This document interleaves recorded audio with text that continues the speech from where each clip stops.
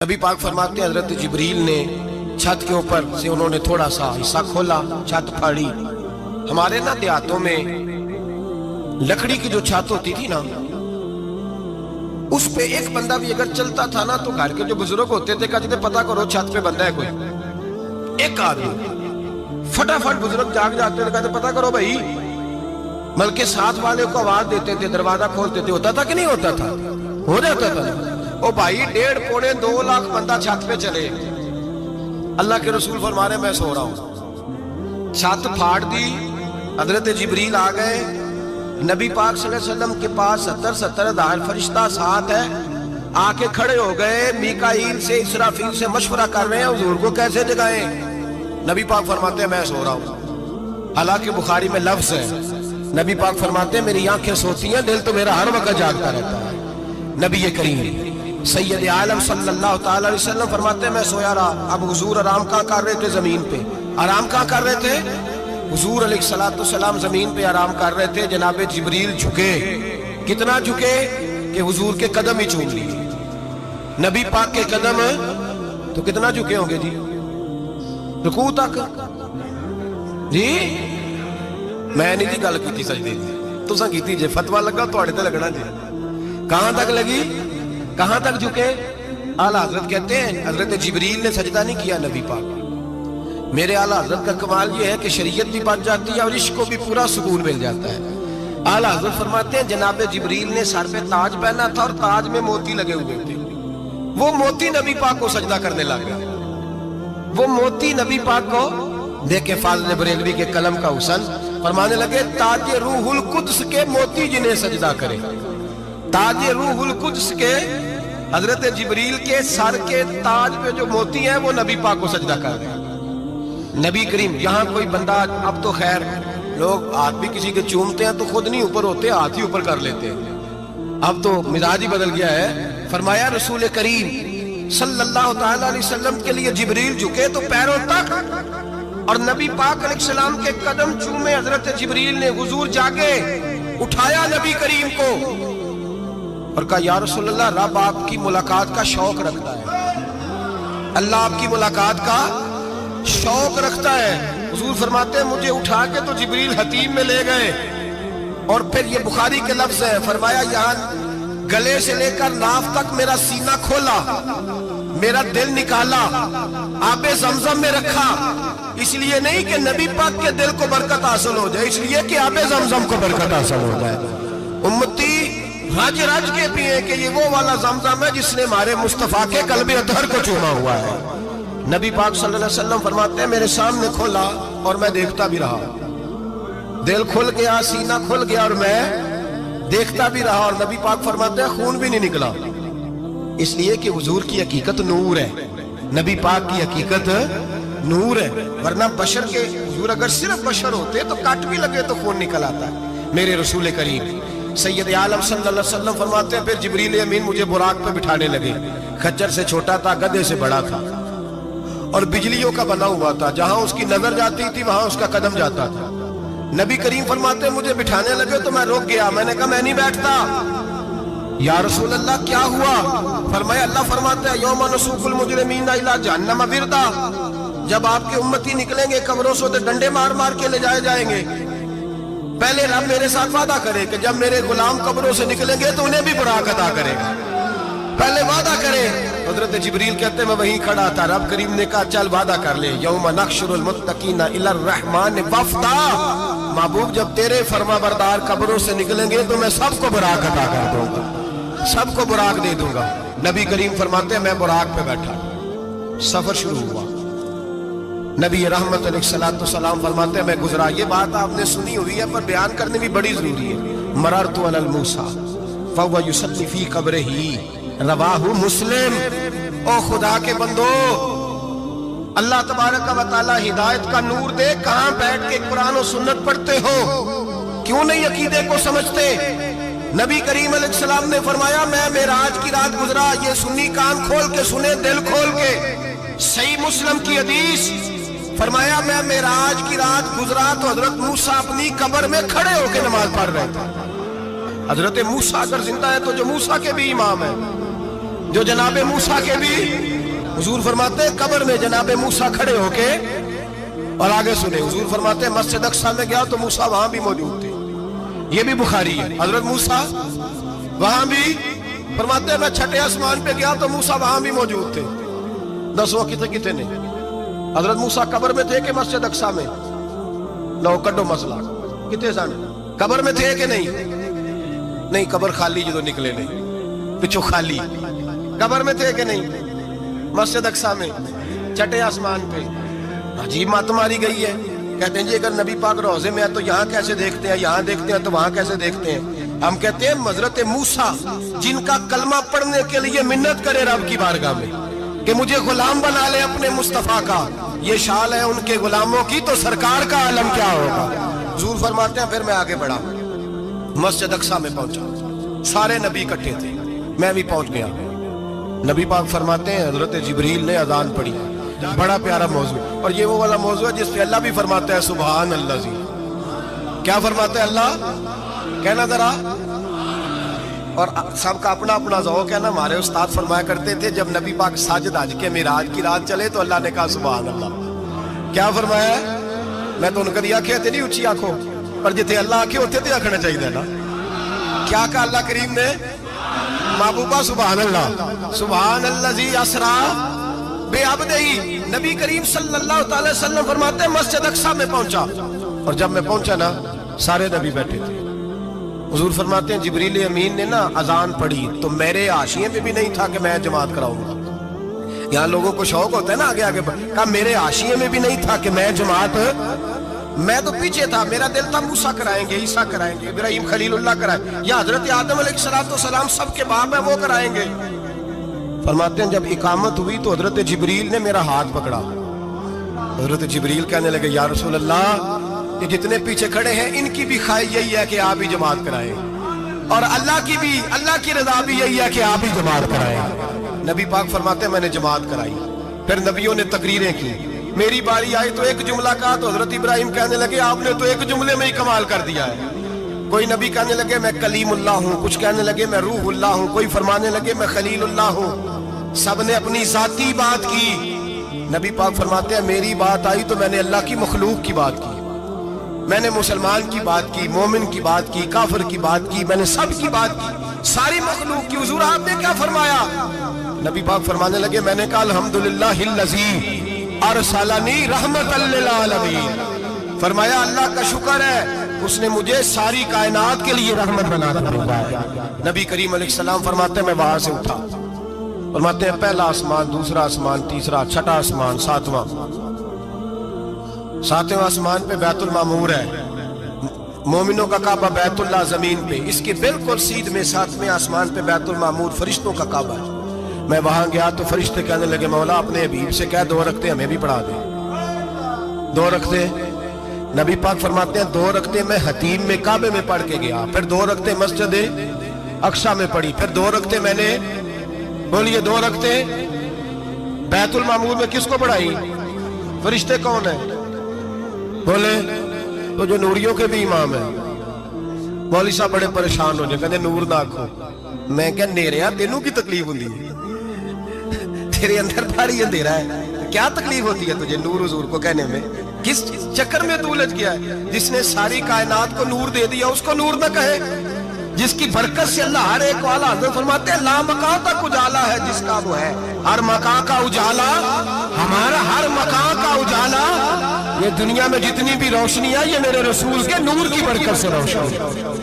وہ کس قسم کی باتیں کرتا ہے؟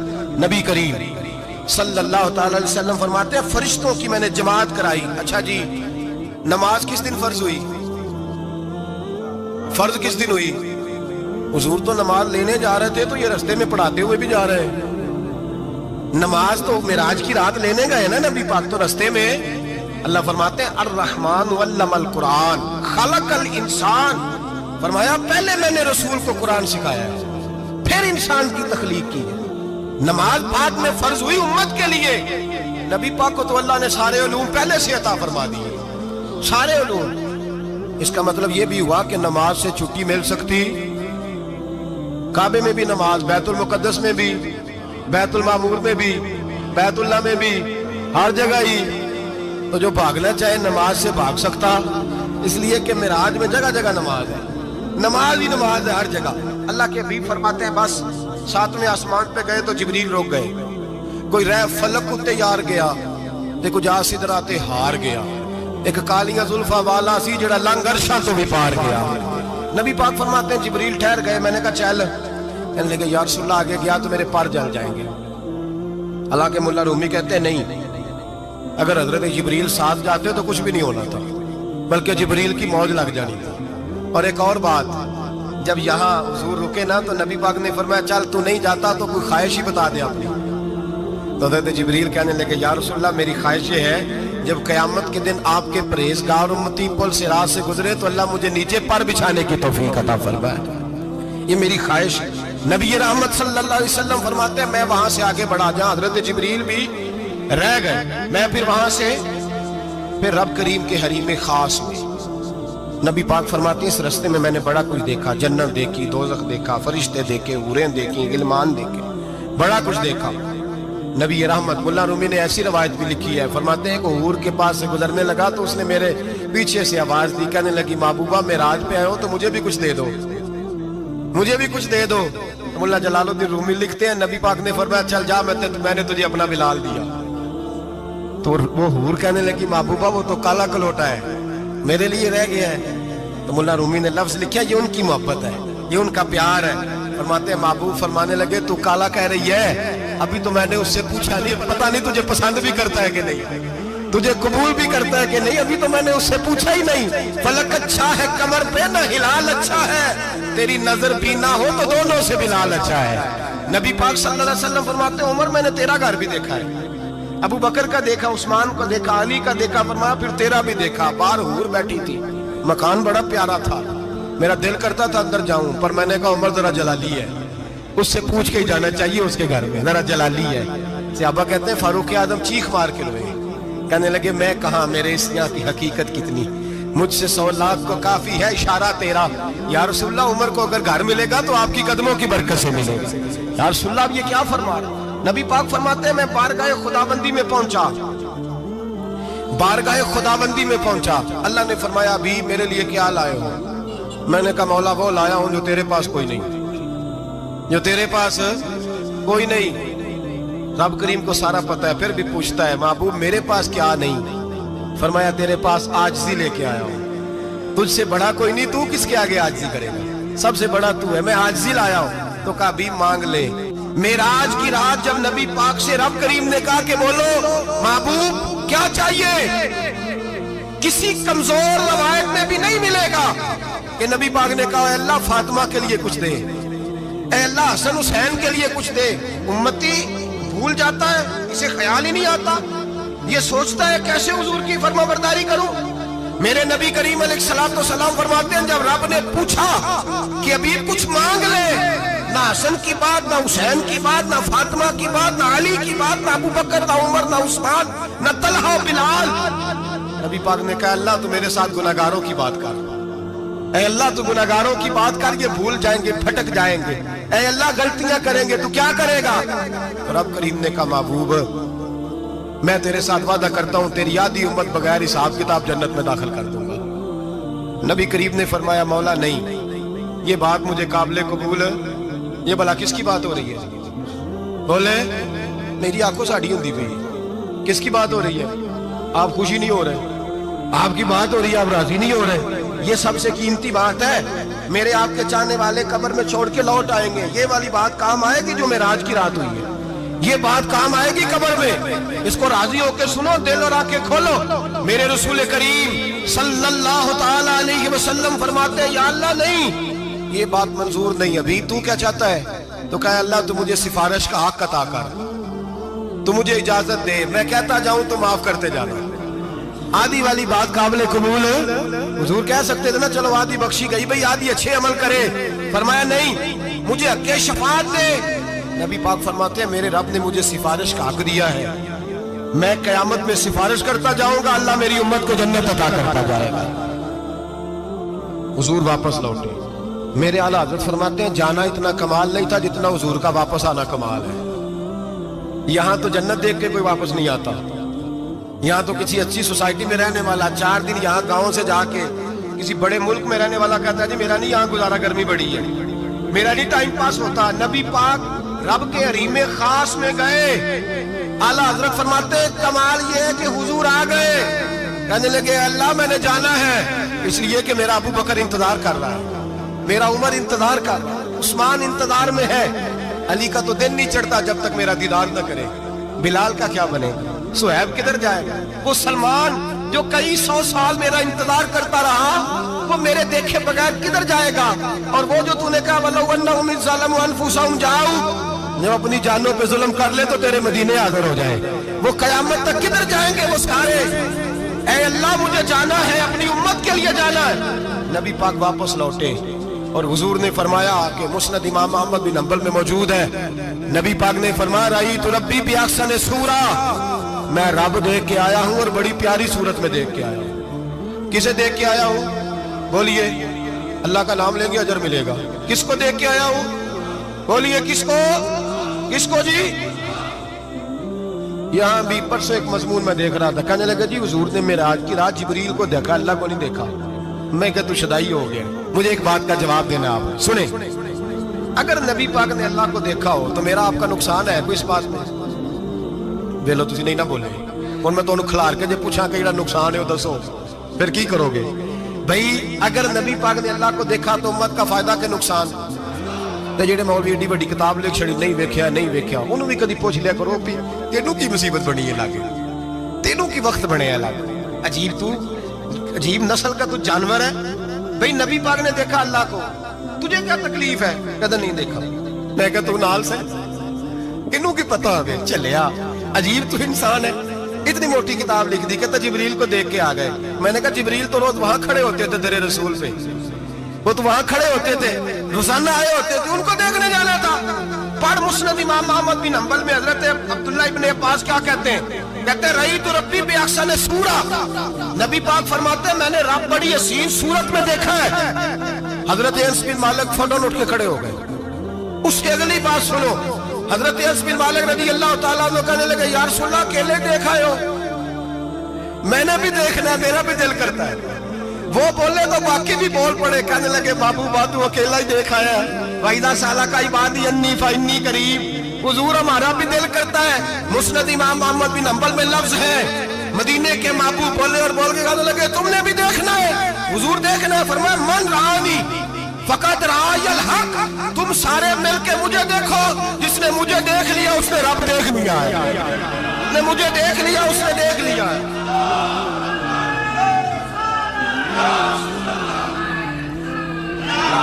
مجھے دیکھو، فرمایا ادھر دیکھو۔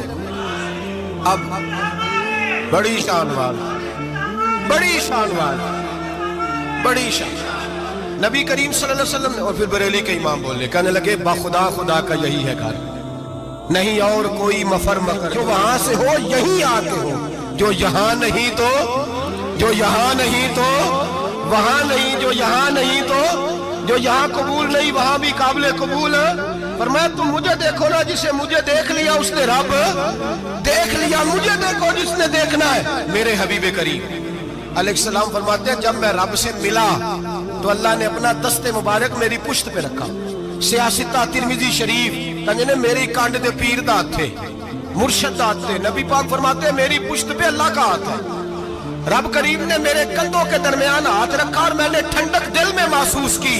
فَعَلِمْتُ مَا فِي السَّمَاوَاتِ وَمَا فِي الْأَرْضِ، حضور فرماتے ہیں پھر میں نے جان لیا جو کچھ زمینوں میں تھا اس کا علم بھی آ گیا، جو آسمانوں میں تھا اس کا علم بھی۔ اللہ نے پھر علوم کی کنجیاں میرے ہاتھ میں دے دی۔ مسجد نبی کے منبر پر بیٹھ کر جناب عمر کہتے ہیں پھر آمنہ کے لال نے اعلان فرمایا جس نے جو پوچھنا ہو پوچھے، میں یہاں بیٹھ کے بتاؤں گا۔ معراج کی رات کنجیاں دے دی رب کریم نے غیب کی، اور اعلیٰ حضرت بول پڑے کہنے لگے اور کوئی غیب تجھ سے نہا ہو بلا جب خدا ہی نہ چھپا رہا۔ کہنے لگے سب سے بڑا غیب تو اللہ ہے، تو جس نے اللہ ہی دیکھ لیا ہے اس سے پیچھے کیا رہ گیا ہے؟ رسول کریم صلی اللہ علیہ وسلم واپس لوٹے، نمازیں کتنی لائے؟ بولے سارے، رہ کتنی گئی؟ کیویں پتہ ہے نا؟ تو دسو مسئلہ کیویں؟ حضرت موسیٰ نے مدد کی تھی تے غیر اللہ دی مدد تے بندہ کافر ہو جاتا ہے۔ مدد کنے کی ہے جی؟ اسی تے نہیں پاجی تے پوریاں 50 پڑھنیاں، اسی اللہ تو علاوہ کسی دی مدد دے قائل ہے؟ اسی کنیاں پڑھنیاں نے؟ انہاں دی لاؤ ڈیوٹی ہے جنہاں روز فتویٰ کڈیا ہے، ہر جمعے 3600 بندہ مشرک، ہر جمعے 2-2.5 کروڑ بندہ کافر، جنہیں داتا صاحب کو مدد مندی ہو بھی کافر، چندہ پاوے سارے زمانے کو مانگتے پھر کھلا لی ترلے لیندے پھر تے یا رسول اللہ کہنے اللہ مشرک۔ ڈرو اللہ سے، حیا کرو، کس طرح کی زندگی گزار رہے ہیں؟ بخاری مسلم دونوں میں صحیح سند کے ساتھ روایت ہے، نبی پاک فرماتے ہیں میں تو 50 لے کے آ گیا تھا، جو رب کا حکم سر تسلیم خم ہے جو مزاج یار میں آئے، لے کے آیا تھا، رستے میں کون ملا؟ بولے انہاں کیا حضور انہاں نیچے پڑھنیاں، میں تجربہ کیتا جی واپس جائے گا۔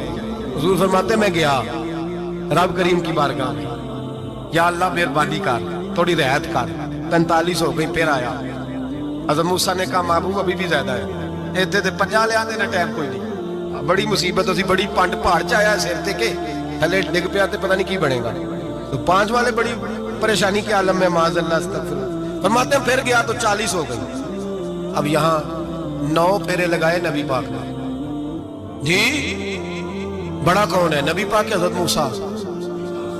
اس کا مطلب ہے چھوٹوں کی بھی بات کبھی کبھی مان لینی چاہیے، کبھی کبھی پتہ نبی پاک کو بھی تھا کہ انہوں نے 50، اور یہاں تمام مفسرین 1 2 3 4 نہیں، تمام مفسرین شارحین نے لکھا ہے کہ حضرت موسیٰ کے دل میں بات اللہ نے ڈالی تھی، حضرت موسیٰ کی ڈیوٹی اللہ نے کھڑا کیا تھا کہ میرے حبیب نے تو بولنا نہیں، تو کہہ کہ محبوبہ واپس جا، محبوبہ واپس جا، واپس جا، 9 پھیرے بھیج محبوب کو۔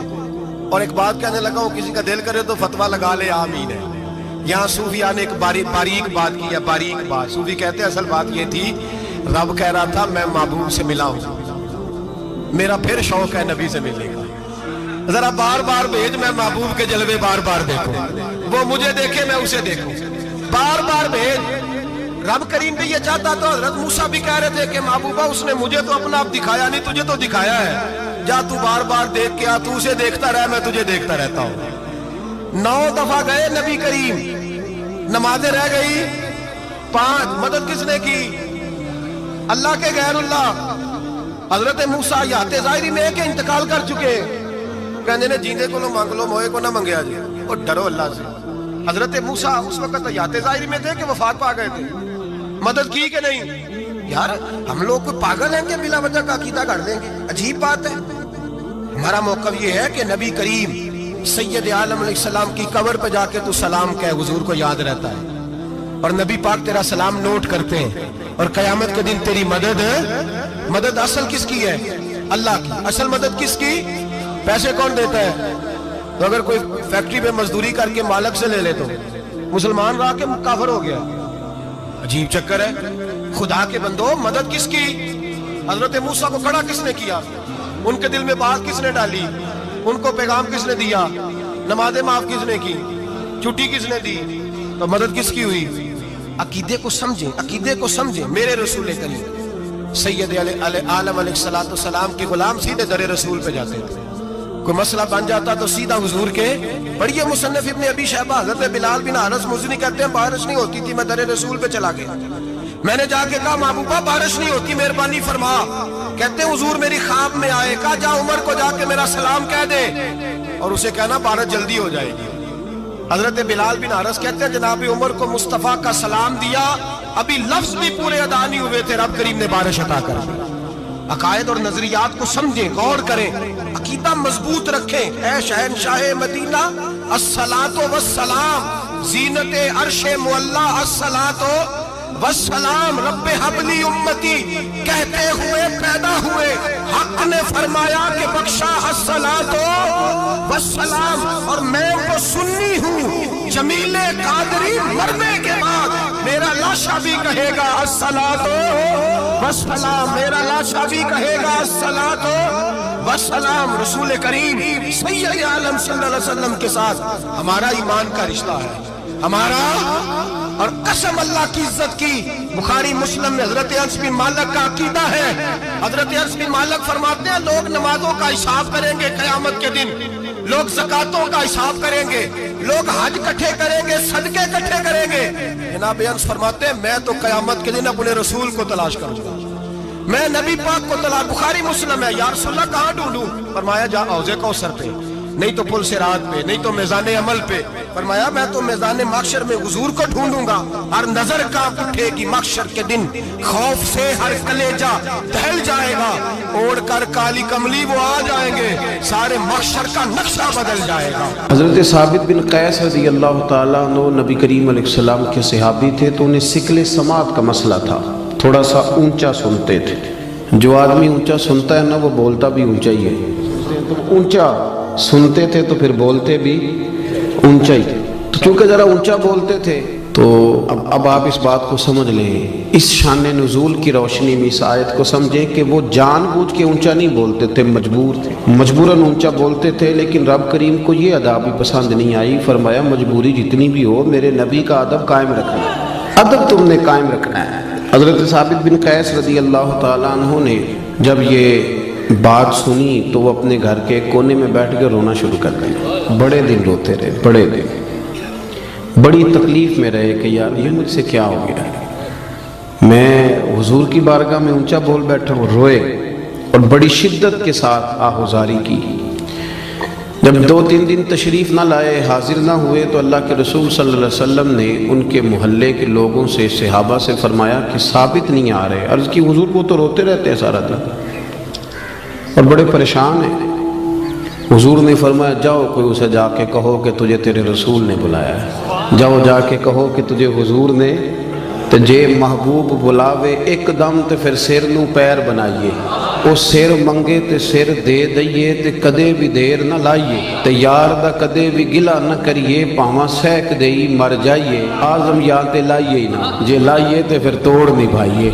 پیغام گیا سرکار کا تو دوڑے آئے اور آ کے حضور کے قدموں میں بیٹھ گئے، رو پڑے، کہنے لگے حضور میں جان بوجھ کے نہیں کرتا تھا، میں مجبور ہوں، میں تکلیف میں ہوں۔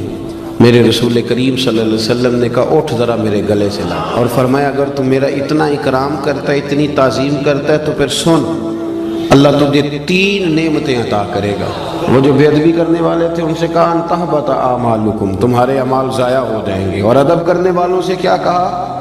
فرمایا اللہ 3 نعمتیں دے گا۔ کون کون سی؟ حضور فرمانے لگے رب تجھے عزت والی زندگی عطا کرے گا، اور رب تجھے شہادت کی موت دے گا، اور قیامت کے دن بغیر حساب کتاب جنت عطا کرے گا۔ یہ دور جب سے تیزی سے بڑھا ہے نا آگے، تو لوگوں نے محنت کر کے بے ادبیاں پروموٹ کی ہیں، کوشش کی گئی ہے بے ادبی پروموٹ کرنے کی۔ ہمارے ہاں یونیورسٹی کے پڑھے لکھے لوگوں سے لے کر دیہاتوں کے عام لوگوں تک ادب والا معاملہ نہ بڑا خراب ہو گیا، یعنی ہمارے لیے مسئلہ ہی کوئی نہیں، جس کی مرضی عزت اچھال دیتے، مسئلہ ہی کوئی نہیں۔ یہ جو ادب ہوتا ہے نا، اس سے خوشبو آتی ہے اور بے ادبی سے بدبو پھیلتی ہے، تعفن پھیلتا ہے، بے ادبی تکلیفوں کو جنم دیتی ہے۔ کچھ لوگ کہتے ہیں جی مطلب میں نے بات ہی کی ہے کیا ہو گیا ہے؟ بھئی بات ادب سے کرو گے تو اس سے مٹھاس پھیلے گی، اور بے ادبی سے کرو گے تو اس سے تعلق خراب ہوگا۔ ہمیں نہ بات کرنے کا سلیقہ رہا، نہ ملنے کا سلیقہ رہا، نہ آنے جانے کا رویہ ٹھیک رہا، اس سے خرابی ہونے لگتی ہے۔ آپ دیکھیں نا، ماں باپ کو بندہ پیسے دے، لاکھوں میں خرچہ دے، کپڑے خرید کے دے، سارے کام ان کے کرے، لیکن کبھی مہینے میں ایک دفعہ بے ادبی بھی کر لے، وہ راضی رہیں گے؟ بیوی کہتی ہے اپنے شوہر سے، وہ کہتی ہے تو نا مجھے سال کے بعد 1 جوڑا لے کے دیا کر، اور تو تھوڑے پیسے دے دیا کر، میں گزارا کر لوں گی، پر تو نا مجھے گالی نہ دیا کر، وہ جو تو نے کل بات کی تھی تو میں ساری رات سو نہیں سکی، تو نے اتنی سخت بات کر رہا۔ تضحیق اور توہین جو ہوتی ہے یہ تکلیف دیتی ہے آدمی، اذیت پہنچتی ہے، اذیت۔ شوہر اپنی بیوی سے کہتا ہے کہ تو نا کپڑے نہ بھی دھوئے گی تو میں دھوبی سے دھلوا لوں گا، روٹی میں ہوٹل سے کھا لوں گا، پر میری ماں کی عزت کیا کر۔ جب تو ان کی توہین کرتی ہے تو میرا دل پھٹتا ہے، مجھے تکلیف ہوتی ہے۔ آپ اس بات کو سمجھ لیں کہ یہ جو بے ادبی ہوتی ہے نا، یہ بڑا نقصان کرتی ہے معاشرے۔ ہم تو جہاں بیٹھتے ہیں آپ یقین کریں بے ادبی ہے، توہین ہی توہین ہے۔ نہ عالم دیکھا، نہ صوفی دیکھا، نہ سفید داڑھی والا دیکھا، نہ کوئی اچھا آدمی، کیونکہ ہر چیز کے اندر ہمیں دنیا نظر آتی ہے، لالچ ہی لالچ رہ گیا ہے ہر چیز میں، ہم ہر چیز کو اسی رنگ سے دیکھتے ہیں، اسی اینک سے دیکھتے ہیں۔ یہ بڑا خوبصورت رشتہ ہوتا ہے میاں بیوی کا رشتہ، یہ وہ واحد رشتہ ہے جسے اللہ تعالیٰ نے اپنی نشانیوں میں سے نشانی قرار دیا ہے۔ ان میاں بیوی کے سبب سے اولاد آئے گی، ان کے بچے ہوں گے، یہ سارا اخلاص والا رشتہ تھا، پر اس میں بھی لالچ آ گیا۔ لڑکی والے دیکھتے ہیں کہ لڑکا کیا کماتا ہے، اوپر کی کمائی کتنی ہے معاذ اللہ، اور لڑکے والے بھی پوچھتے ہیں لڑکی کیا لے کے آئے گی، تو جب یہاں بھی لالچ آئے گا، مادیت آئے گی، تو حسن ضائع ہوگا، اخلاص ضائع ہوگا، پھر جب وہ ڈیمانڈ پوری نہیں ہوگی پھر توہین ہوگی۔ کبھی بھی بے ادبی نہ کریں کسی جگہ بیٹھ کے۔ حدیث پاک سنیں، بخاری مسلم میں مشکات میں موجود ہے، حضرت ابو ہریرہ راوی ہیں، نبی کریم صلی اللہ علیہ وسلم نے فرمایا جس نے 3 لوگوں کی عزت کی، بہت بڑے جملے حدیث کے، بہت بڑے، ذرا غور کرنا۔ حضور فرماتے ہیں جس نے 3 لوگوں کی عزت کی، سمجھے میں نے اپنے رب کی عزت کی ہے۔ اللہ کرے آپ کو سمجھ آئے، دیکھیں حضور نے کتنی بڑی بات کر دی، فرمایا جس نے ان 3 کی عزت کی، سمجھے میں نے اپنے رب کی عزت کی۔ وہ 3 لوگ کون ہیں؟ تو حضور نے فرمایا جس نے سفید داڑھی والے مسلمان کی عزت کی، عالم نہیں، مفتی نہیں، صوفی نہیں، درویش نہیں، خالی مسلمان ہو، داڑھی سفید ہو۔ فرمایا جس نے سفید داڑھی والے مومن کی عزت کی، جس نے عدل کرنے والے بادشاہ کی عزت کی، اور حضور فرماتے ہیں جس نے قرآن پاک کے عالم کی عزت کی، وہ سمجھے میں نے اپنے رب کا احترام کیا ہے۔ لیکن ادب نہ کام تھوڑا مشکل ہے۔ یہ جو لوگ بہانے بناتے ہیں نا کہ آج کل کامل بندہ ہی کوئی نہیں، اچھا بندہ ہی، شریف آدمی کوئی نہیں، یہ اصل میں نا بیچارے مجبور ہیں، ان سے ادب ہوتا ہی نہیں۔ ادب اتنا آسان کام ہوتا تو پھر ابو جہل بھی نہ کر لیتا، عقل تو اسے بھی ساری تھی۔ ادب ایک خاصا مشکل کام ہے، اس کے لیے نا پھر ہم بہانے تلاش کرتے ہیں، ڈھونڈتے ہیں، کہانیاں بناتے ہیں، کہانیاں۔ ایک جگہ پہ میں بیٹھا تھا چند دن ہوئے، تو وہاں کچھ لوگ نا علماء کے بارے میں کچے کمزور، اور کسی مولوی کے سامنے بندے اس لیے بھی کسی کی توہین کرتے ہیں کہ اسے بتایا جائے کہ تم چنگا ہے باقی کوئی بھی نہیں چنگا۔ حالانکہ اس طرح کے بندے بڑے سیانے ہوتے ہیں، وہ جب یہاں سے اٹھ کے جاتے ہیں تو دوسرے کو بھی یہی سٹوری سناتے ہیں، جا کے وہ بڑے تیز ہوتے ہیں۔ وہ میں نے کہا یار چھوڑیں، آپ ایک بہترین عالم کے بارے میں اس طرح کی باتیں کیوں کر رہے ہیں؟ کہنے پیسے بڑے لیندہ جی، 40,000 روپیہ مانگتا ہے۔ تو میں کہ کیوں دیندے ہو؟ آپ مجھے ایک بات بتائیں، جو چیز مارکیٹ میں بکے نہ اس کا کوئی خریدار ہوتا ہے؟ بنتی چیز تب ہے جب اسے کوئی خریدتا ہے۔ ہم نے پہلے مارکیٹیں بنائی ہیں، بندے خریدنے شروع کیے ہیں، پیسے دینے شروع کیے ہیں، بندے خراب کیے ہیں، پھر ہم نے تنقید کرنی شروع کر دی۔ آپ نہ خریدیں وہ مال خود بخود نہیں بکے گا، خریدتے ہیں اس کے بعد توہین کرتے ہیں۔ توہین نہیں کریں، اس سے تعفن پیدا ہوتا ہے، یہ نظریہ ٹھیک نہیں۔ آپ اکرام کریں، احترام کریں، ادب کریں۔ ادب بڑا حسن ہے، ادب بڑا وقار ہے، ادب سے انسان کے اخلاق کا پتہ چلتا ہے، ادب کے ساتھ اس کی سیرت چمکتی ہے، ادب کے ساتھ بہت ساری چیزیں ایسی ہوتی ہیں جو نکھر کے باہر آتی ہیں۔ آپ اکرام کریں، آپ احترام کریں۔ حضرت ابو درداء رضی اللہ تعالیٰ عنہ فرماتے ہیں نبی کریم صلی اللہ علیہ وسلم کی بارگاہ میں حاضر ہوا، سرکار دو عالم صلی اللہ علیہ وسلم کے چہرے پر میں نے کچھ ناراضگی دیکھی، تو میں نے کہا حضور آپ ناراض ہیں؟ تو حضور نے فرمایا ہاں، مجھے تمہارے ایک فعل نے ناراض کیا ہے۔ تو حضرت ابو درداء کہتے ہیں میرے تو پیروں تلے زمین ہی نکل گئی، حضور ناراض ہو گئے۔ تو میں نے عرض کی یا رسول اللہ صلی اللہ علیہ وسلم مجھ سے کیا غلطی ہوئی؟ تو حضور نے فرمایا ابو درداء آج تم گلی میں چل رہے تھے؟ یا رسول اللہ میں چل رہا تھا۔ فرمایا ابو بکر صدیق بھی ساتھ تھے؟ حضور وہ بھی ساتھ تھے۔ فرمایا تم نے سوچا ہی نہیں، تم میرے ابو بکر کے آگے آگے چل رہے تھے، تم نے یہ غور ہی نہیں کیا، تم ابو بکر صدیق کو پشت کر کے چل رہے تھے۔ اور پھر حضور نے فرمایا ابو درداء سن لو، نہ کسی پہ سورج غروب ہوا نہ طلوع ہوا جو میرے ابو بکر صدیق سے افضل ہو۔ اگر آپ اکرام ہی نہیں کرتے، آپ احترام ہی نہیں کرتے، آپ کا مزاج ہی نہیں، تو پھر دیکھیں نا بات اتنی پھیلی ہے کہ بندے کو بیچارے کو منہ دھونے کا پتہ نہیں، اسے لفظ بھی سیدھے نہیں بیان کرنے آتے، اور وہ تبصرہ کرتا ہے صحابہ پر، اہل بیت پر، ان لوگوں پر تبصرہ کرتا ہے جن کے نام بھی وضو کر کے لینے چاہیے، وہ ان کی بات کرتا ہے جن کے بارے میں انسان کو بڑا سوچ سمجھ کے بات کرنی چاہیے، بڑا اس کا لب و لہجہ ٹھیک ہونا چاہیے، بڑا درست ہونا چاہیے۔ لیکن ہمارے ہاں شدت کے ساتھ بے ادبی نے رواج پکڑا ہے، اور میں بڑی درد کے ساتھ آپ کی خدمت میں عرض کرتا ہوں کہ ادب والی جماعت کے اندر بے ادب لوگ پیدا ہوتے جا رہے ہیں۔ ادب والی جماعت کے اندر جو کسی کو کچھ نہیں سمجھتے، پگڑیاں اچھالتے ہیں، سخت جملوں کے ساتھ بات کرتے ہیں، سخت گیر ان کا رویہ ہوتا جا رہا ہے۔ اکرام کریں، احترام کریں، ادب کریں۔ میرے رسول کریم سید عالم صلی اللہ تعالی علیہ وآلہ وسلم کے صحابہ ادب کے معاملے میں وہ سمجھتے تھے کہ یہ مقام ادب ہے، پھر وہ وہاں ادب ہی کرتے تھے۔ حضرت عمر فاروق اپنے مزاج کے لحاظ سے سخت تھے، اصول پسند تھے، کوئی آدمی قریب نہیں جا پاتا تھا، لیکن جہاں مقام ادب آتا تھا تو حضرت عمر بھی وہاں جھک جایا کرتے تھے۔ جہاں مقام ادب آتا تھا وہاں جناب عمر بھی جھکتے تھے۔ ایک دن نا صحابہ کرام نے مسجد میں بیٹھ کے یہ میٹنگ کی کہ یار حضرت نبی رحمت علیہ السلام کے زمانہ مبارکہ میں تو بظاہر غربت تھی، حضرت ابوبکر صدیق کے دور میں بھی اسلام پر زیادہ وسعت نہیں ہوئی تھی، اب تو اللہ نے کھول دیا بڑا کچھ، اب تو لاکھوں کا مال آ رہا ہے، بے حساب دینار آ رہے ہیں، پر عمر فاروق کا کرتا وہی پھٹا پرانا۔ آپ کو پتہ ہے نا پیسے آ جائیں تو بال بھی مشورہ دین لا پہ دینے کے بعد ہی دور بدل گیا ہے۔ تو کہا جناب وہی پھٹا پرانا کرتا، اور پھر 50 ہزار دینار حضرت عمر کے حصے میں آئے ہیں۔ جب بدری صحابہ کو طائف ملے تو عمر مسجد سے نکلتے ہیں تو گھر جانے تک سارے پیسے بانٹ دیتے ہیں، تو عمر سے کہنا ہے کرتا ہی بدل لے۔ یہ مسجد میں میٹنگ ہو گئی، طے ہو گیا، کہنا ہے جی کہنا ہے، کہنا چاہیے کہنا چاہیے۔ ایک صحابی بولے، کہنے لگے کہنا تو چاہیے پر وہ شعر بھی بتاؤ جو عمر سے بات کرے گا، کوئی بندہ جو حضرت عمر سے بات کرے وہ بھی بتائیں۔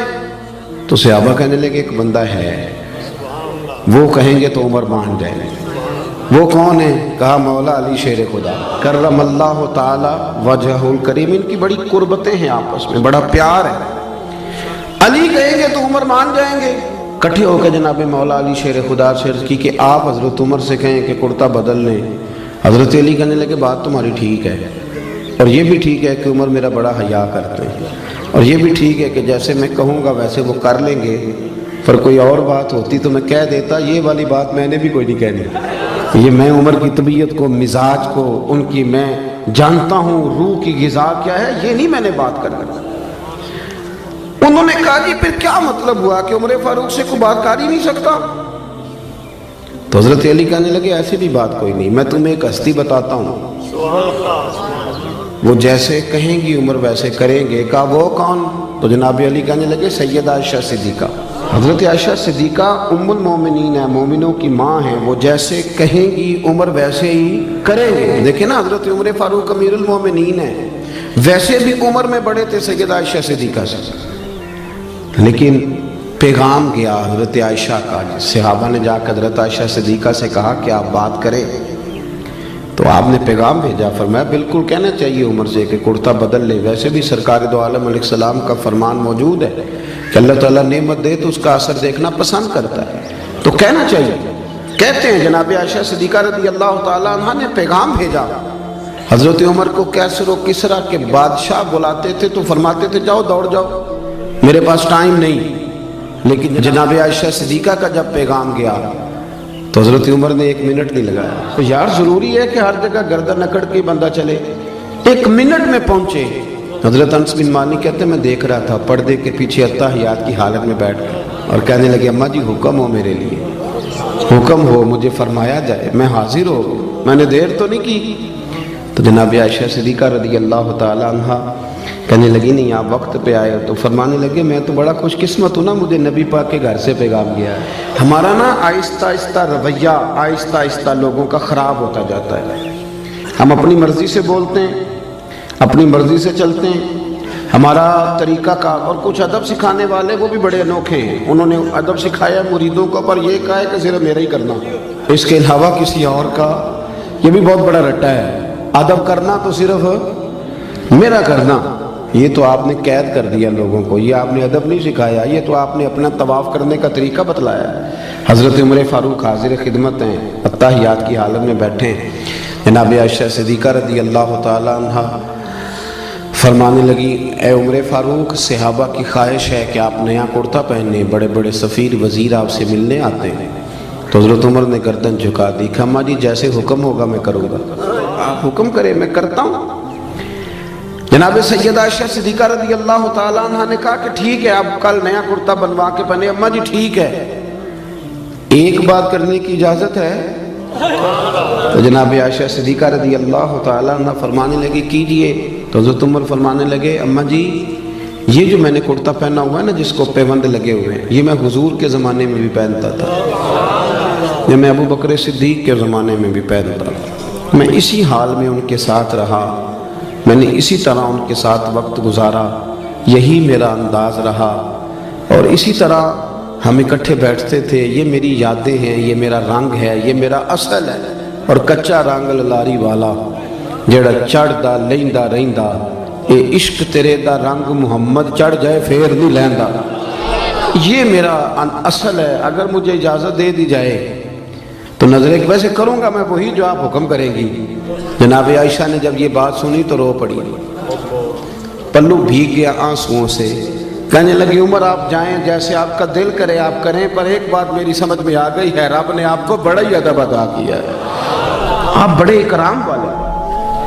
آپ یقین کریں وہ جن لوگوں کا بڑا دعویٰ ہے نا ادب کرنے کا, ان کے بھی جملوں سے ادب نظر آتا ہے, عمل سے ادب نظر نہیں آتا. وہ پہلے اینک لگاتے ہیں اچھی طرح تنقید کی, اچھی طرح اوپر سے لے کر نیچے تک بندہ پرکھتے ہیں کہ اگر کوئی کمزوری نظر آ گئی ہے تو پہلے میں بچ جاؤں, قریب نہ مجھے جانا پڑے, میں تنقید کروں. پہلے وہ اینک لگاتے ہیں, اور پھر بھی اگر کوئی ان کی پہنچ پہ پورا اتر ہی آئے تو پھر بھی جو ان کا انداز ہے وہ انداز بتاتا نہیں کہ ان کے اندر ادب ہے. تھوڑا سا ترک ہوتا ہے, تھوڑی احتیاط ہوتی ہے, تھوڑا ایک سلیقہ ہوتا ہے, اور بات کرنے میں, چلنے میں, اٹھنے میں. حضرت امام مالک رحمۃ اللہ تعالیٰ علیہ کے دروازے پہ کوئی آ کے دستک دیتا تو آپ فرماتے جاؤ پوچھو کو فقہی مسئلہ پوچھنے آیا یا حدیث پاک سننے آیا ہے. تو لوگ جا کے پوچھتے, عرض کرتے حضور, وہ کہتا میں نے نبی پاک علیہ السلام کی حدیث سننی ہے. تو امام مالک اٹھتے, پہلے غسل کرتے, پھر جبہ پہنتے, پھر امامہ باندھتے, پھر خوشبو لگاتے, پھر ایک بندہ سامنے بیٹھا, آپ ذرا غور کریں, ایک بندہ سامنے بیٹھا ہے حدیث پوچھنے آیا ہے, تو امام صاحب اس کے ساتھ نہیں بیٹھتے تھے بلکہ ممبر پہ بیٹھتے تھے, بن سنور کے سج کے ممبر پہ بیٹھتے تھے, اور پھر کہتے تھے اب میں تمہیں رسول اللہ کی حدیث سناتا ہوں, اب میں تمہیں حدیث سناتا ہوں. یہ حدیث کا ادب ہے, یہ اس کا اکرام ہے, یہ اس کی تعظیم ہے. اپنی طبیعت میں ادب لائیں, بات کریں تو ذرا سنبھل کر, گفتگو کریں تو ذرا سوچ کر. جب آپ کسی کا اکرام کرتے ہیں, جب آپ کسی کا احترام کرتے ہیں. حضرت خواجہ نظام الدین صاحب محبوب الہی رحمۃ اللہ علیہ سے آ کے ایک شخص نے کہا حضرت صاحب میرا پیر کامل نہیں, میں نے آپ سے بیعت کرنی ہے. تو آپ فرمانے لگے تجھے کیسے پتا چلا وہ کامل نہیں؟ کامل کا پتہ بھی تو کسی کامل کو چلتا ہے نا, پہلے تو نے یہ دعویٰ کیا ہے کہ میں کامل ہوں, اس لیے تو پتہ چلا نا. آپ فرمانے لگے کچھ شرعی قباحت, کہنے لگا جی نہیں شریعت میں تو کوئی ایسا مسئلہ نہیں, شریعت کے دائروں پر پورے اترتے ہیں. تو خواجہ نظام الدین صاحب محبوب الہی رحمۃ اللہ تعالیٰ علیہ ارشاد فرمانے لگے تو اللہ کی رضا کے لیے اسی کی خدمت کر اور اسی کا ادب کر. تو ادب کر, تو خدمت کر, کامل نہ ہوا نا تو اللہ تیرے خلوص کی برکت سے اسے کامل کر دے گا. لیکن بے ادبی نہ کر, توہین نہ کر کبھی بھی. یہاں تو نا میں نے شروع میں کہا اہل حق بھی بٹ گئے. ہم اپنے ماننے والوں کو یہ تربیت کرتے ہیں کہ کسی اور کی تعظیم بالکل نہ کرنا, میری کرنا, اور بڑے بڑے بہانوں سے. یہ طریقہ درست نہیں. یہ تو آپ بے ادبی کو پروموٹ کر ادب کریں, اکرام کریں. ہمیں کیا لگے, ہم نے تو ادب کرنا ہے کہ بندہ نبی پاک کے مصلی پہ کھڑا ہے, ہم نے تو ادب کرنا ہے وہ نبی پاک کے ممبر پہ بیٹھا ہے. بندہ دیکھنا کوئی ضروری تو نہیں نا, نسبت دیکھنی ہے, نسبت دیکھنی ہے, نسبت. وہ اب نا ایک اور بھی بحث ہونے لگی ہے, فلانا سید ہے اور فلانا سید ہے. میں کہ اللہ اللہ تیرے کو صاحب پوچھنا ابھی صاحب کر کے دس کیڑا ہے تو کیڑا نہیں. میرے اعلیٰ حضرت بریلوی رحمۃ اللہ نے لکھا ہے جو کہتا ہے نا میں سید ہوں اس کا ادب کرو, تمہیں اللہ ادب کرنے کا اجر عطا کرے گا. تمہیں بحث کرنے کی بھلا کیوں ضرورت پیش آئی؟ تم نے تھرمامیٹر پکڑا, لوگوں کو چیک کرتے پھرتے ہو. ادب کریں, اکرام کریں, اس سے آپ کا وقار بڑھے. حضرت خواجہ قمر الدین سیالوی رحمۃ اللہ, حضرت شیخ الاسلام رحمۃ اللہ نے پنڈی کے علاقے میں تشریف لے گئے تھے. تو وہاں نے ایک شاہ جی تھے, وہ بڑی خوبصورت تلاوت کرتے تھے, بڑا سونا قرآن شریف پڑھتے تھے. تو حضرت جب جاتے تھے تو ان کے پیچھے نماز پڑھتے تھے, بزرگ عالم تھے. تو ان کے پیچھے نماز پڑھی، کچھ اور علماء بھی ساتھ تھے، ان کے پیچھے جب نماز پڑھی تو وہ نماز کے بعد پتہ چلا کہ شاہ جی سے کوئی ایسی اہم غلطی ہو گئی ہے کہ نماز تو ہوئی ہی نہیں سرے سے۔ ہمارے بندے تو لقمہ دینے میں بھی 1 منٹ لگاتے ہیں، آپ کو پتہ ہے نا، 1 منٹ لگتا ہے لوگ اسی وقت لقمہ، بلکہ پتہ چل جائے صحیح کہ یہ غلطی ہے، پھر تو خیر صلی اللہ مہربانی فرمائے، پھر تو نہ آؤ۔ دیکھیں کہ بزرگوں کا طریقہ تھا، اگر کوئی عالم کے اندر غلطی محسوس کرتے تھے تو پوچھتے تھے کہ یہ آپ نے کام کیا، اس کی کیا حکمت تھی؟ لیکن وہ بعض بندے پا نہ پڑھی تھے، ہاں جی تسی تے بابا سیانے ہو، بڑی گلاں تو اگے بھی ہو گئی، وہ فٹافٹ لقمہ 1 منٹ سے پہلے، مینوں بھی پوچھ لیا جائے، اور ٹھہر جا پہلے پوچھ تو لے، حکمت تو ذرا دیکھ لے۔ لیکن وہ جلدی ہے نا، مجھے یہ تھوڑا مرض ہے الرجی کا، پیروں پہ زیادہ ہے، میں کچھ سفر زیادہ کرتا ہوں تو تکلیف میں رہتا ہوں، میں نا ایک ٹانگ بچھا کے دوسری کھڑی کر کے روٹی نہیں کھا سکتا، کیونکہ وہ سارے میرے پیر زخمی رہتے ہیں۔ تو میں ایک جگہ آلتی پالتی مار کے بیٹھ کے روٹی کھا رہا تھا تو ایک بندہ مجھے سب درس دینے آ گیا، کہندا حضرت صاحب پھر کو ویکھے گا تے گلا کرے گا، سنت انج نہیں۔ میں کہ تبلیغ دا طریقہ بھی انج نہیں، آپ کو مجھ سے پوچھ تو لینا چاہیے تھا کہ جناب مسئلہ کیا ہے، آپ نے پوچھا ہی نہیں۔ آپ کو نہیں پتا کہ قرآن پاک نے کہا ادعو الی سبیل ربک بالحکمہ، جب کسی کو دین کی دعوت دو تو دانائی کے ساتھ دو۔ آپ پہلے پوچھ تو لیتے، آپ نے تو فٹافٹ جلدی کر دی۔ اور میں نے موزے اتار کے دکھایا تو کہنے لگا جی میں معذرت چاہنا، تو میں کہے جی گل تو پہلو سوچ دو تے، پھر ذرا تیرے لیے تھوڑی آسانی ہوتی، لیکن ہم اس طرف جانے کو تیار۔ وہ ایک شاعر نے کہا تھا بھائی کچھ تو مجبوریاں رہی ہوں گی، کچھ تو مجبوریاں رہی ہوں گی، یوں ہی کوئی بے وفا نہیں ہوتا۔ کہیں تو کوئی تکلیف ہوتی ہے تو انسان بعض اوقات کسی طرف بڑھتا ہے، لیکن فٹافٹ 1 منٹ سے پہلے لوگ تنقید کرتے اور سانس نہیں لیتے، کھڑا ہی نہیں ہونے دیتے۔ تو خواجہ قمر الدین سیالوی رحمۃ اللہ تعالیٰ نے نا سید صاحب کے پیچھے نماز پڑھی، عالم تھے، سید تھے، حافظ تھے، قاری تھے، غلطی ہو گئی اور غلطی اتنی واضح ہے کہ نماز ہی نہیں ہوئی۔ ذرا سننا، میں ہوتا تو میرا تو فتویٰ بالکل میری جیب میں ہے، جانے کب مار دے کوئی مجھے کافر کر کے، شہر کا شہر مسلمان بنا بیٹھا ہے، اسی وقت فتویٰ دیتا اور ختم کر دیتا ہر شہر۔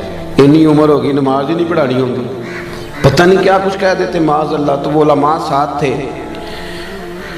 وہ آہستہ آہستہ اشارے ہونے لگے کہ نماز نہیں ہوئی، نماز نہیں ہوئی۔ تو خواجہ صاحب رحمۃ اللہ علیہ فرمانے لگے پتہ مجھے بھی ہے نماز نہیں ہوئی، لیکن یہ عام بندہ نہیں، یہ سید زادہ ہے، ان کو لقمہ دینا ہے تو میں کچھ جملہ تلاش کر رہا ہوں، کوئی لفظ مل جائے تو لقمہ دوں۔ خواجہ صاحب بڑے منطقی فلسفی تھے، پر بعض ادب والی جگہ ہوتی ہیں جہاں منطق فلسفے ختم ہو جاتے ہیں، وہاں ادب ہی دیکھیں نا، اعلیٰ حضرت سے بڑا منطقی فلسفی کوئی نہیں۔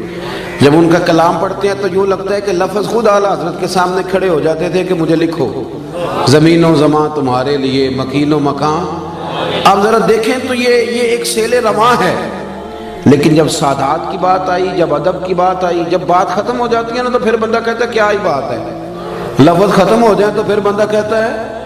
اعلیٰ حضرت بھی فرماتے ہیں کیا بات رضا اس چمنستان کرم کی، زہرا ہے کلی جس میں حسن اور حسین پھول۔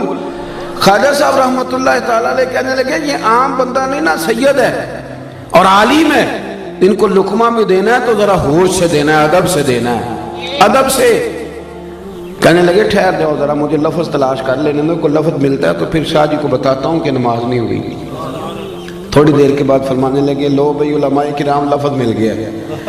اب میں شاہ جی کو لقمہ دینے لگا، جیب سے 100 کا نوٹ نکالا، آگے بڑھے، شاہ جی کو نذرانہ دیا، پھر ہاتھ چومے، اور دیکھو لقمہ دینے کا انداز۔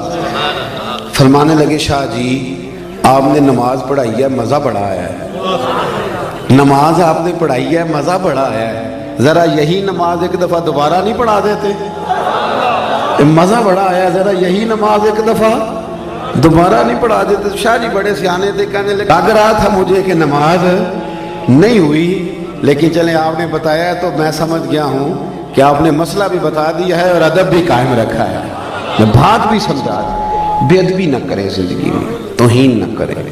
دیکھیں نا، آپ ایک لفظ کہہ کے گھر چلے جاتے ہیں پر وہ لفظ زبان سے نکلتا ہے دوبارہ واپس نہیں آتا، تھوڑا سوچ کے بولے وقولوا للناس حسنا. اللہ فرماتے ہیں لوگوں سے بات کرو تو اچھی بات کرو، اچھے پیرائے میں بات کرو، خوبصورت بات کرو، ادب کریں. اور ادب کوشش کریں کہ کوئی ضروری نہیں. تو ہمارے یہاں بہت سارے لوگ کہتے تھے یہ تو آئے نہیں حدیث میں، تو یہ آپ کیا کر رہے ہیں. بہت ساری باتیں ایسی تھیں جو سرکار فرماتے نہیں تھے پر صحابہ کرتے تھے. حضرت اسلم بن شریک رضی اللہ تعالیٰ عنہ حضور کے صحابی ہیں. ان کی ڈیوٹی تھی نبی پاک کے گھوڑے پر کجاوا باندھنے کی. تو رات کو پوچھ لیتے تھے کہ یا رسول اللہ صلی اللہ علیہ وسلم صبح کہیں جانا تو نہیں. تو اگر حضور فرماتے ہیں ہاں جانا ہے تو وہ اس وقت گھوڑے پہ کجاوا باندھ کے تیار کر کے پیش کر دیتے. ایک دن رات کو پوچھنے لگے کہ حضور کہیں جانا ہے. فرمایا فجر پڑھ کے جانا ہے. حضور نے فجر کی نماز پڑھائی، باہر نکلے تو گھوڑا تیار تھا، کجاوا بندھا ہوا تھا. اللہ کے محبوب گھوڑے پہ بیٹھے سفر کیا، واپس آئے تو فرمایا ذرا اسلم بن شریک کو تو بلاؤ. وہ حاضر خدمت ہوئے تو سرکار فرمانے لگے آج کجاوا تم نے نہیں باندھا. تو وہ رو پڑے، کہنے لگے سونیا میرے پیر باندھنے کا انداز بھی آپ کو پتہ ہے. تو حضور فرمانے لگے مجھے پتہ چل گیا ہے کہ یہ سٹائل تیرا نہیں ہے، آج تو نے نہیں باندھا. حضور نے کہا نہیں تھا، حکم نہیں دیا تھا، پر ان کا ادب کرنے کا طریقہ دیکھیں. عرض کرنے لگے یا رسول اللہ صلی اللہ تعالیٰ علیہ وسلم رات کو نا میرے اوپر غسل فرض تھا. جب میں صبح اٹھا ہوں تو غسل فرض تھا. اب اگر میں غسل کر کے کجاوا باندھتا تھا تو حکم ماننے میں دیر ہوتی تھی، اور یہ بھی بے ادبی ہے. اور حضور یہ میری غیرت گوارا نہیں کرتی تھی کہ میں نے غسل کرنا ہو اور میں آپ کے گھوڑے کو بھی ہاتھ لگاؤں اور گھوڑے کے کجاوے کو بھی ہاتھ لگاؤں. میں اس کو بھی بے ادبی سمجھتا ہوں. تو پھر میں نے کسی اور کی ڈیوٹی لگائی، کسی اور کی. کسی جگہ حکم نہیں تھا کہ تم نے غسل کرنا ہو تو میرے گھوڑے کو ہاتھ نہ لگانا، حکم نہیں تھا. پر وہ سمجھتے تھے کہ پائے نظر ہوش میں آ، یہ کوہ نبی ہے، آنکھوں سے بھی چلنا یہاں بے ادبی ہے. اپنی زندگی میں ادب کریں اور اکرام کے ساتھ، ادب کے ساتھ. علامہ اسماعیل حقی نے لکھا ہے، بس بات ختم کرنے لگا ہوں. علامہ اسماعیل حقی رحمۃ اللہ نے لکھا ہے کہ ایاز کا جو بیٹا تھا نا تو اس کا نام تھا محمد بن ایاز. تو سلطان محمود غزنوی جب اس کو آواز دیتے تھے تو بڑے پیار سے، بڑے میٹھے، اور محمد بن ایاز میری بات سنو. ایک دن آواز دی کہنے لگے ایاز کے بیٹے ذرا آنا، ایاز کے بیٹے ذرا. تو ایاز دوڑ کے حاضر ہوا، کہنے لگا حضور غلام زادے سے کوئی غلطی ہو گئی ہے. کہا کیوں، کیا ہوا؟ کہنے لگے آج آپ نے نام نہیں لیا، آپ نے کہا ایاز کا بیٹا. پہلے تو آپ محمد بن ایاز کہتے تھے، حالانکہ وہ نام اس کے بیٹے کا تھا، حضور کا نہیں تھا. حضور کے نام پر نام رکھا تھا. لیکن محمود غزنوی کیا کہتے ہیں، یہ دیکھیں، یہ بیٹھتے تھے نا حضرت ابو الحسن خرقانی کی بارگاہ میں تو وہاں سے ادب سیکھا تھا. کیا کہنے لگے؟ کہنے لگے یہ نام میرے نبی کریم کے نام پہ رکھا گیا ہے. آج میرا وضو نہیں تھا اس لیے میں نے محمد بن ایاز نہیں کہا، میرا وضو نہیں تھا اس لیے میں نے یہ نام اپنی زبان سے ادا. تو اپنی زندگی میں نا آپ سمٹیں. بڑا بد نصیب ہوتا ہے وہ بیٹا، بد نصیب ترین وہ بیٹا ہے کہ جس کی اماں اس کے ساتھ بات کرنے میں 100 دفعہ سوچتی ہے کہ کہیں بدتمیزی نہ کر دے. اس کا والد سوچتا ہے کہ پتہ نہیں کہاں سے بولے گا، کوئی غلط بات ہی نہ کر دے. سوچ سمجھ کے جس کے ماں باپ، استاد، مشائخ بھی کھل کے بات نہ کرے. اور وہ بڑا نصیبوں والا ہے جس کا باپ بڑا جھڑکتا ہے پر وہ گردن جھکا کے رکھتا ہے. وہ گردن، وہ کہتا ہے میرا والد ہے، مجھے مار بھی دے تو میرا باپ ہے. یہ خوش نصیب لوگ ہوتے ہیں، خوش نصیب کہ جن کے ماں باپ کو پتہ ہوتا ہے کہ یہ کبھی بے ادبی نہیں کرے گا. وہ بڑا بد نصیب ہے کہ جس کے بڑے یہ سوچتے ہیں کہ نہ جانے یہ کیا کرے گا، کہاں بات کرے گا. تو میری ساری گفتگو کا خلاصہ یہ کہ زندگی ادب والی بنائیں، پیار والی بنائیں، پریم والی بنائیں. ایک ہمارے ہاں اور آج کا ریت چلی ہے جی، وہ کعبے کی طرف ٹانگیں کرنا کون سا حدیث میں منع آیا ہے، اور فلانی چیز جی آپ تو جان بوجھ کے کر رہے ہیں. اور اللہ تعالیٰ خیر کرے، بہت سارے لوگ حرم شریف سے واپس آتے ہیں تو یہ کہانیاں سناتے ہیں آ کے. سن لیں، مشکات میں حدیث ہے، ایک شخص نے کعبے کی طرف منہ کر کے تھوک دیا تھا. کعبہ سامنے نہیں تھا، کعبے کی طرف. تو حضور نے فرمایا یہ کون ہے؟ یا رسول اللہ فلانی مسجد کا امام ہے. فرمایا آج کے بعد نماز نہ پڑھائے. نماز پڑھانے لگے تو لوگوں نے روک دیا، کہا آپ نماز نہیں پڑھائیں گے، نبی پاک علیہ السلام نے منع کیا. تو وہ حضور کی بارگاہ میں حاضر ہوئے، یا رسول اللہ آپ نے منع کیا؟ حضور نے فرمایا ہاں منع کیا ہے. تو نے میرے سامنے کعبے کی سمت منہ کر کے تھوکر لفظ دیکھیں حدیث کے. حضور فرمانے لگے تو نے اللہ کو بھی اذیت دیا, اللہ کے رسول کو بھی اذیت دی. یعنی بے ادبی تو اذیت دیتی ہے, تکلیف. اور یہاں لوگ دلیلیں پوچھتے پھرتے ہیں, دلیلیں پوچھتے پھرتے ہیں. ادب کریں. کبھی بھی زندگی میں صحابہ, اہل بیت, تابعین, اولیاء, صوفیاء, علماء, حتیٰ کہ قاری, حافظ, ہمیں ادب کرنا ہے. ہماری ذمہ داری ادب ہے. کسی بندے کا عمل کیا ہے وہ حساب ہم نے نہیں لینا, وہ اللہ نے لینا ہے. وہ اللہ لے لے گا اپنے وقت پہ. ہم حساب ہی کرتے رہتے ہیں اور جو ہمارا اصل کام ہے وہ رہ جاتا ہے. دعا کرتا ہوں اللہ کی بارگاہ میں جو میں نے کہا میرا مالک اسے قبول فرمائے.